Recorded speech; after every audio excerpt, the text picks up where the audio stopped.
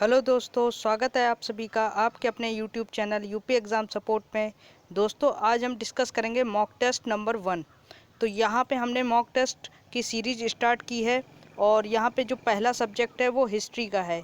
और ये जो मॉक टेस्ट है यूपी पीसीएस प्री 2020 और बीईओ का जो प्री एग्ज़ाम है उसके लिए यहाँ पर बहुत ही इंपॉर्टेंट क्वेश्चंस को आज हम डिस्कस करेंगे।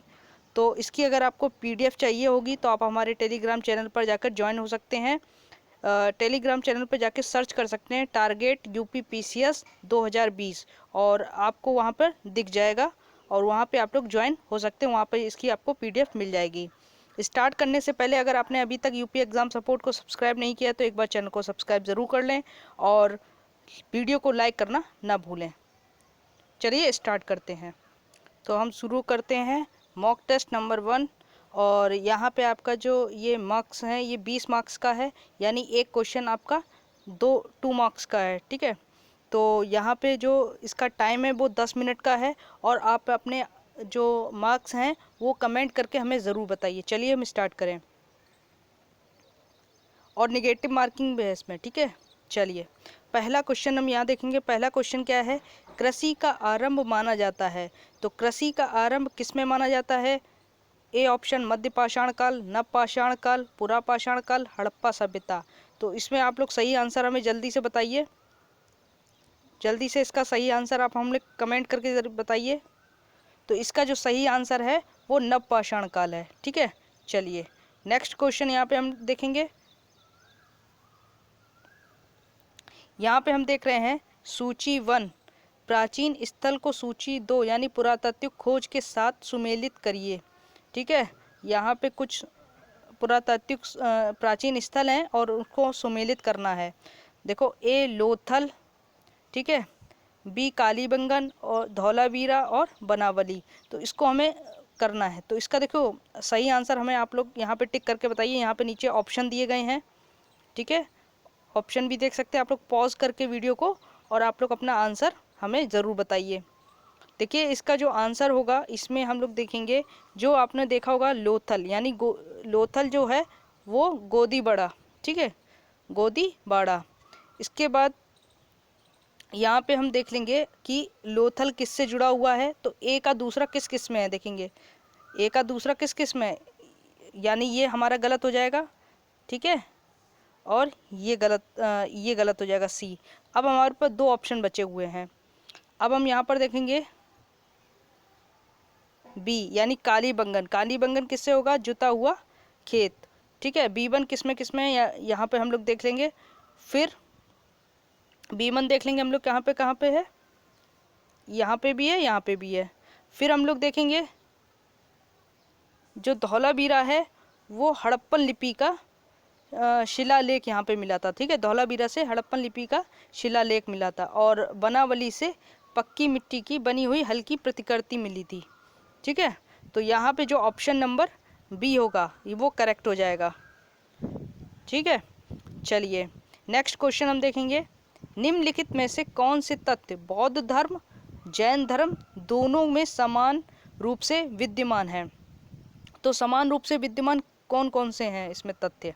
तो यहाँ पे हम डिस्कस करेंगे। देखिए, बौद्ध धर्म में और जैन धर्म में तप और भोग की अति का परिहार, वेद प्रमाणयन के प्रति अनास्था, ठीक है, कर्म कांडों की फलता का निषेध, अहिंसा। ठीक है, अगर आपको इसमें से सिर्फ ये पता है कि अहिंसा जो है, मतलब अहिंसा जो है वो दोनों में ही थी, मतलब दोनों में ही हिंसा नहीं करने की बात कही गई थी, तो यानी चौथा जिसमें है वो सही हो जाएगा। तो यानी ये वाला गलत हो जाएगा। ठीक है, यहाँ पर डी ऑप्शन हमारा गलत हो जाएगा। ठीक है, अब हमारे कौन से बचते हैं? अब हमारे पास बचते हैं ए बी और सी। इसके बाद हम देखेंगे वेद प्रमाणयन के प्रति अनास्था। ठीक है, तो यहाँ पे जो दूसरा है वो सही हो जाएगा। तो यानी जो दूसरा है वो सही हो जाएगा, यानी ये गलत हो जाएगा। ठीक है, ये गलत भी हो गया। अब हमारे पास 2 बचते हैं। इसके बाद तप और भोग की अति का परिहार। ठीक है, तो यहाँ पे पहला, दूसरा, तीसरा और चौथा ये तीनों सही हो जाएंगे। ठीक है, ये करेक्ट हो जाएगा। चलिए नेक्स्ट क्वेश्चन को डिस्कस करते हैं। इसके बाद नेक्स्ट क्वेश्चन क्या है, आरंभिक वैदिक साहित्य में सर्वाधिक महत्वपूर्ण नदी कौन सी है। तो सर्वाधिक महत्वपूर्ण नदी कौन सी है, इसमें सही आंसर आप लोग हमें बताइए। तो इसमें जो महत्वपूर्ण नदी है वो है सरस्वती। जो प्रारंभिक वैदिक साहित्य में सर्वाधिक महत्वपूर्ण जो नदी है वो है सरस्वती। ठीक है। इसके बाद क्वेश्चन नंबर 5 देखेंगे हम यहाँ पर। क्वेश्चन नंबर 5 है, एक ही कब्र से 3 मानव कंकाल निकले। तो एक ही कब्र से 3 मानव कंकाल कहाँ से निकले, आप लोग ऑप्शन देख सकते हैं। तो कहाँ से निकले, दमदमा से। कहाँ से निकले, दमदमा से। ठीक है। अब क्वेश्चन नंबर 6 देखेंगे हम यहाँ पर। जहांगीर ने मुख्यतया निम्न में से किस कला को संरक्षण दिया था। तो किस कला को संरक्षण दिया था, तो इसमें से ऑप्शन आप लोग देख सकते हैं। तो इसमें जो सही ऑप्शन होगा वो है ए, चित्रकला को जहांगीर ने संरक्षण दिया था। चलिए क्वेश्चन नंबर 7 देखेंगे हम लोग। क्वेश्चन नंबर 7 है, निम्नलिखित में से किस मुगल शासक ने लाला कलावंत से हिंदू संगीत की शिक्षा ली थी। तो मुगल शासक कौन था जिसने लाला कलावंत से हिंदू संगीत की शिक्षा ली थी, तो वो था सी ऑप्शन, अकबर। ठीक है। इसके बाद क्वेश्चन नंबर 8 देखेंगे हम लोग।